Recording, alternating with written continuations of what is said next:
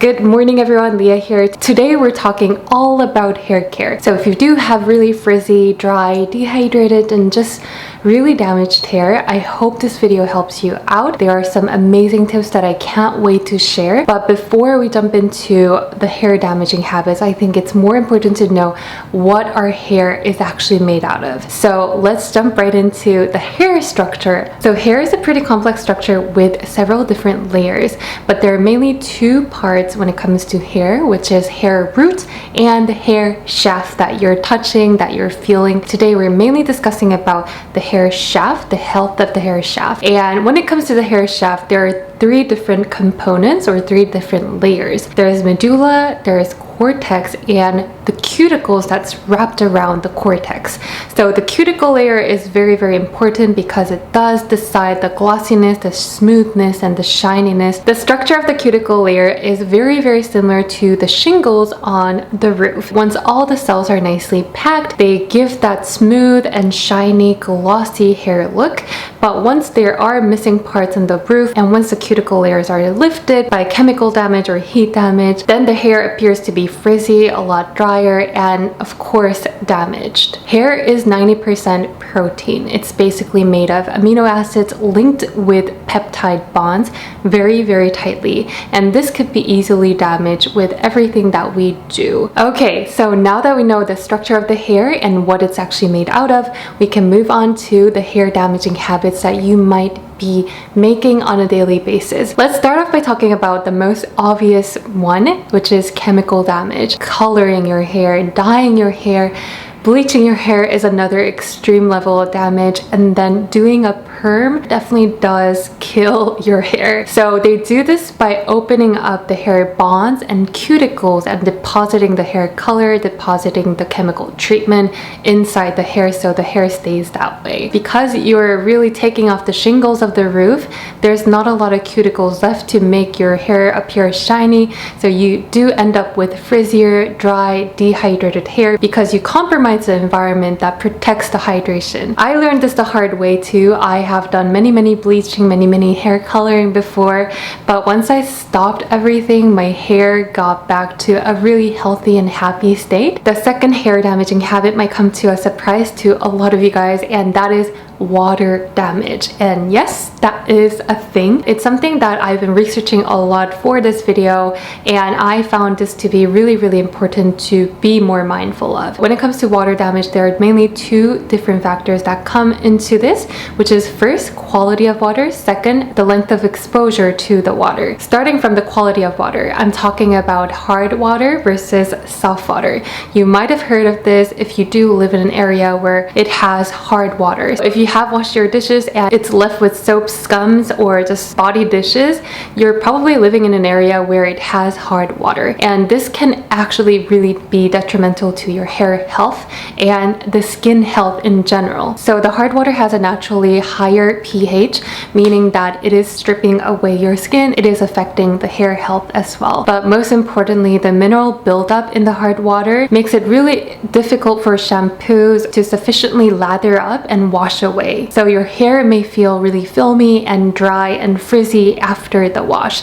Same with your skin too. You may also notice that your hair color doesn't retain as effectively. On the other hand, soft water can make your hair feel a little bit greasier, more weighed down, especially if you do have really fine hair like I do. If you do live in an area where it has hard water, it's not the end of the day. There are mainly two tips that I can highly recommend. Number one is doing a vinegar rinse or an acid rinse. This is more popularized by European countries because of the nature of their water. There are a lot of hair vinegars out there that you can easily buy off the shelf, but if you want to create your own vinegar rinse, what you can do is to dilute apple cider vinegar into water. Make sure it's not too acidic, that would damage your hair. Restoring your hair natural pH is very crucial because it'll balance it back to making your hair cuticles packed tighter, making it smoother, shinier, and a lot healthier. Tip number 2 is to install a water softener on the tab. I know this is a little bit more of an investment.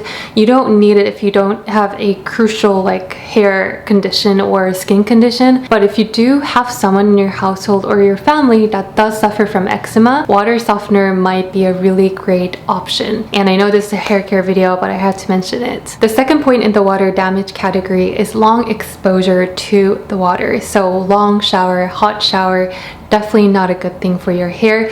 There is such thing as high growth fatigue. It's basically a condition referring to your hair swelling up, so opening up the hair bonds and the cuticles, so it's more vulnerable, it's more weaker, it's more prone to damage in that state. So it is definitely true that once your hair is wet, it disrupts some of the bonds of your hair. However, this would also depend on how damaged or how stressed your hair already is. So wet hair by itself wouldn't be much of a problem by itself. However, the damage happens when it goes over that limit. Once you do have wet hair and once you do cause physical damage or a heat damage by combing your hair on wet hair or doing a hair styling on wet hair, that's when the damage easily happens. The third hair damaging habit is definitely product damage. The most detrimental thing to your hair is shampooing it too often. Shampooing tip number 1 is to extend between washes as long and as much as possible.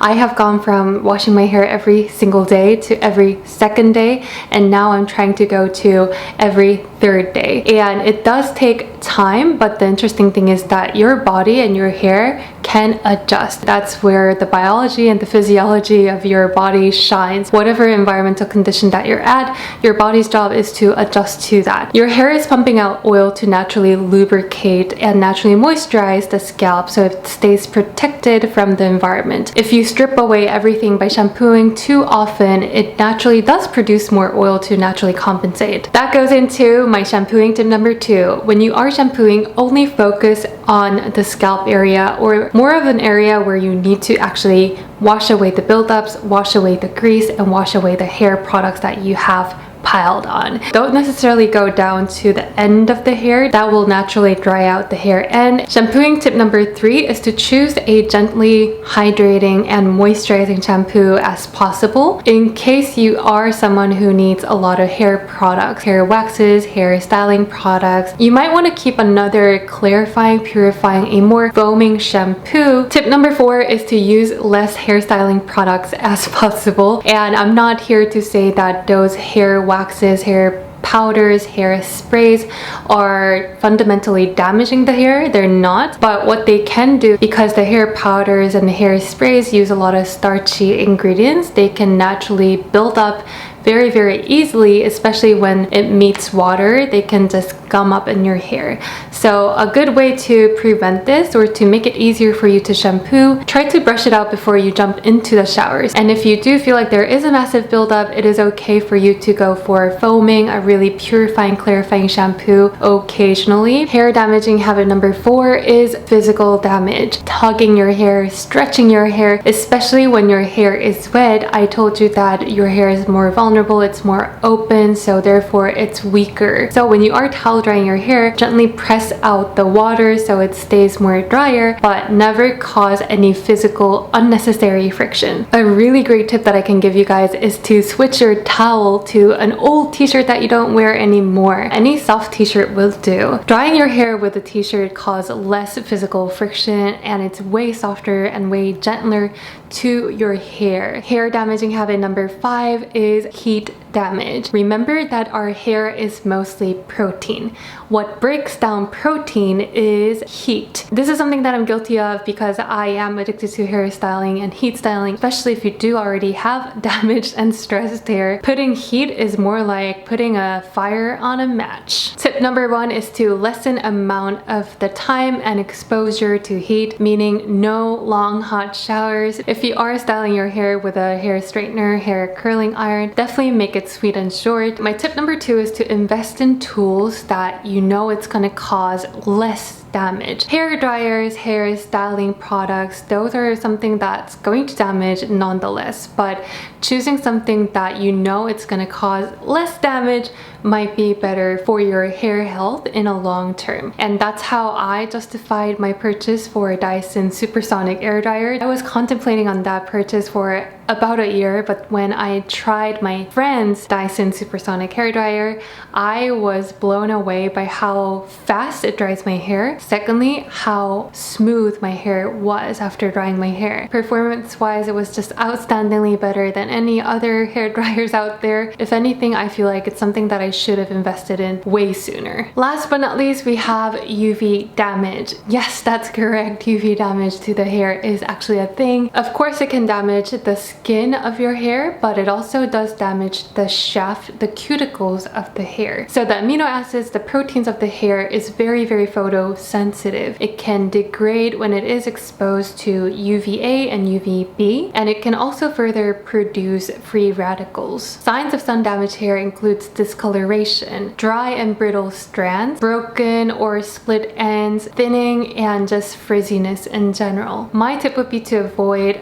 the direct sun exposure as much as possible, and wear hats or wear a sunbrella or an umbrella if you can. I hope you guys found this video informative and helpful in some way. I would love to give a special shout out to Dr. DEBRA Lin for helping me research for this video and sharing her amazing knowledge. She's the mastermind who created and formulated all of the hair care products for Better Not Younger, so go check them out. But she's a really good friend of mine. If you guys do have your own hair tips and tricks, definitely leave them down below to share it with the rest of the Pom Pom fam here. Thank you guys again for allowing me to be in your life, and take care. Bye!